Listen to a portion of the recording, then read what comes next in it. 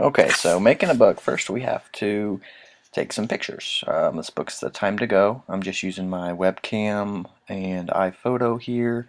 Line it up, kind of get the glare away from it as best as you can. If you have lights in front of it, you're usually going to get a worse of a glare. Hit the picture button and wait for the countdown. Boom, now you have a picture, and you can just keep changing the pages until you get all of the pictures that you need. I'll just do a couple here. I said line it up, try to get as little glare as possible when you're doing the pictures. Once you have all of them taken, you can go back into iPhoto and pull up the pictures that you've already taken. Once you get in iPhoto, there's a command on your MacBooks that is Command Shift and 4. It allows you to select screenshots. It's a little quicker than actually cropping them in a program. You just Command Shift 4, you get the little grid, you pull over the selection you want, and it takes a picture of it as a screenshot and puts it on your desktop. This allows you to basically crop it without having to put it in a program, crop it, and then save it again. Once you go through, do all of the pictures, just select the portion of the picture that you want to keep in your slide for your Sliderocket. And once you have them all, they'll be on your desktop ready to go. As you can see here, I'm finishing up. I think I got one more picture left, one or two more pictures left to go ahead and crop to finish up my book. Alright, so once you get that last one done, go ahead and close out your window, and you can see the pictures are on your desktop. You can make a new folder. Go ahead and retitle the folder. I just titled it the name of the book so that I don't get it lost. And I know what pictures are where. I throw all of the pictures into my folder. I'm going to also save my audio in here so that I don't get things lost and mixed up. Select all your pictures that you want. I think you hold down Command and you can select as many as you'd like, and then just drop them in your folder. And then I also make a folder inside just for the pictures as well, just because the audio won't get mixed in. To create your audio, go into QuickTime Player, new audio recording, and then hit the record button. Say whatever you need to. I usually read the entire book per page. Like this is just the title, Time to Go. Read it nice and fluent so the students can hear the fluency of it. Title it as Time to Go, or page 1, page 2, whatever page you're reading. And then save it and make sure you clicked audio only. And then I just usually throw it to my desktop, and I'll drag them back in later. And then once you do that, you can go ahead and, you can open as many of those windows as you want and go a little quicker. I'll show you. I can do 3 windows here. I have to move them a little because my screen recording is actually right there in the top there as well.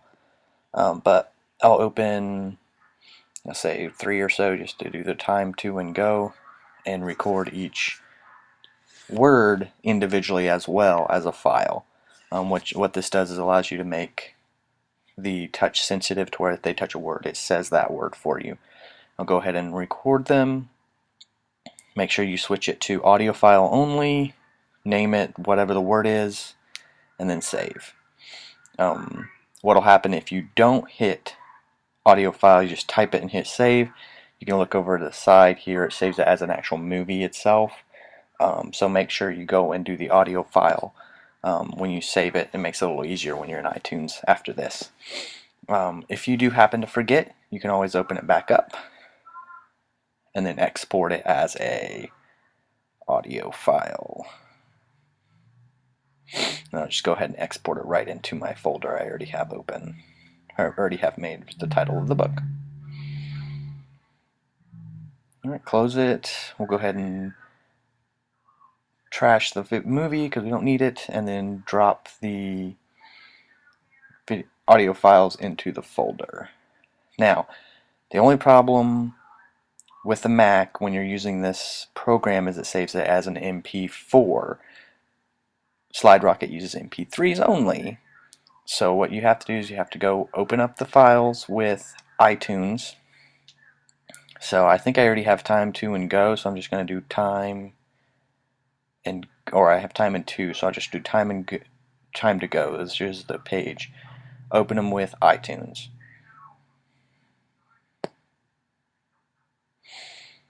Alright, once they're in iTunes, you can open them up, and then you see, find the words you've done. You can see I've done several words already for my previous book. Find one of your words, click on it, right click, and then create MP3 is what you're looking for. Alright, so once you create the MP3 version, it'll pop down below, and it's pretty easy to find once we do in the Sliderocket. So go to sliderocket.com and log in or create an account. You can see my previous book here. If you already have a PowerPoint, you can import it straight off of PowerPoint or a PDF, and then go from there. Or you can create new, which is what we're going to do today, and select. I just use white, and go ahead and open it up. It does lag a little bit, but no problem. Once you get in there, go ahead and delete one of the text boxes. I usually only use one of the text box. If you need to, that's fine too as well. Go ahead and title it. This is just the title page, so it'll be time to go. And then import your picture on the left hand side. You have your import sections. You can do all kinds of different things, but we're going to do a picture today. And you can see I've already uploaded my pictures, but you can also upload them here. Do the import media and upload all the pictures that you would need. Go to your folder, and there they all are. And I think you can upload about 10 at a time, so I've already uploaded mine. I'll look at my book and pick the right picture here for the title. Put it in there. I like to usually make it kind of bigger to make it nice and easy to find. Now what you do is center it, and then right click on it. Go to the bottom to the hyperlink section of it. And what I usually do is the asset, which is your audio and your pictures, and click the audio you want them to hear when they touch the picture. I usually connect the picture to the full audio of that page. For whatever page I'm running, the picture clicks the full audio, and then the words, when they touch them, does just what that word says. So I don't have this audio loaded yet, so you go to Music, iTunes. I've got my windows open up here, and this is where I was showing you how easy it is. Only the ones that are dark you can select, so scroll down to the entire one, which is just time to go, and click it to import. Double click it, and it'll import it. Alright, once it's imported, you've already chosen it, hit OK. Alright, and now the picture is highlighted. Now to get the actual words themselves, you have to do similar to what I did on the touch presentations. On the right hand side you got different options you can edit the pictures with. I forgot to tell you those. Different size options, color options, effects, drop-ins, any types of things, just like a PowerPoint slide you can pretty much do with the Sliderocket, and it's web-based.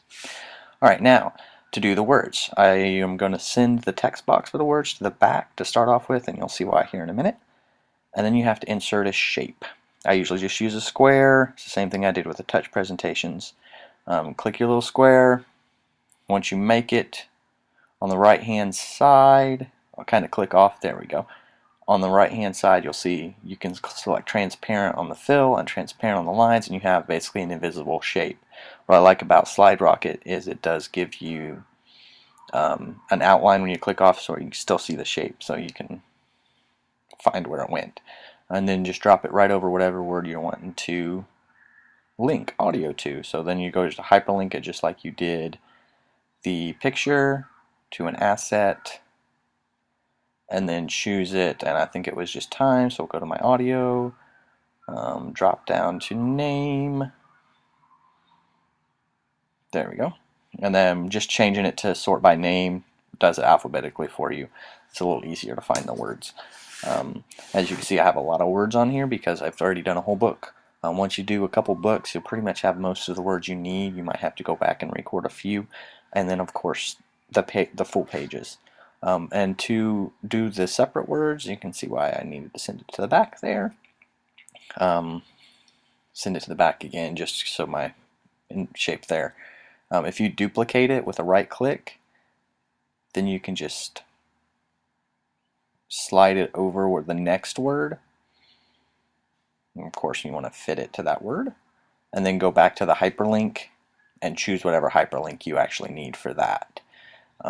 So you're going to go back to your audio and sort it by name for the alphabet, and then put 2. And you're basically going to do this for all of the words in the book. It is a little bit time consuming, but when the kids are on an iPad or on the smartboard and they need help with a word, they can just touch it and they know it's there for their support if they need it. So it's pretty effective. And then for as far as fluency goes, the picture does read the entire text for each page, so they can hear the fluent reading of the words as well.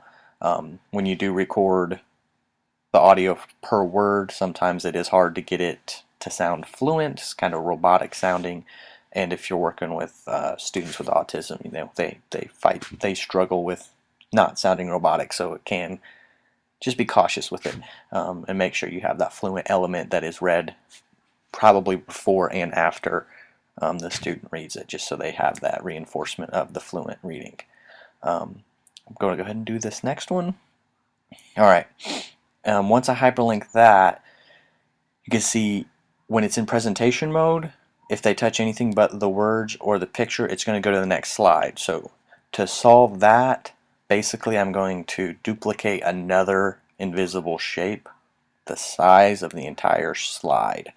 And what that'll allow me to do will link it to itself so that it won't go to the next slide when they touch something else. The problem with it that I ran into when the first one I did is I wasn't thinking about the touch sensitivity of the other areas. So this is what I came up with. You just make an invisible shape the same size as the slide.